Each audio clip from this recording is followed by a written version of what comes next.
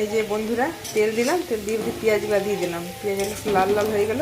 যে বন্ধুরা টমেটোগুলো দিয়ে দিলাম, টমেটো লাল লাল করে ভেজে নিই। তেল দিলাম, পেঁয়াজ লাল করে ভেজে টমেটোটা দিয়ে দিলাম, পরিমাণ মতো নুন দিয়ে দিলাম, নুনটা দিয়ে নেড়ে দিলাম, পরিমাণ মতন হলুদ দিয়ে দিলাম, নেড়ে নিই। মশলাটা দিয়ে দিলাম, মশলা দিয়ে নেড়ে নিচ্ছি একটু।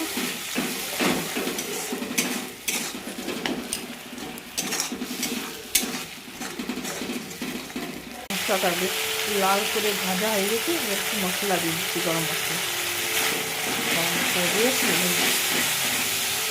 দিয়ে মশলা থেকে তেল ছেড়ে গেছে, মশলা থেকে পুরো তেল ছেড়ে গেছে, এবারে এগুলো দিয়ে দেবো। কাবলি চানার ঘুগনিটা রেসিপিটা যদি ভালো লাগে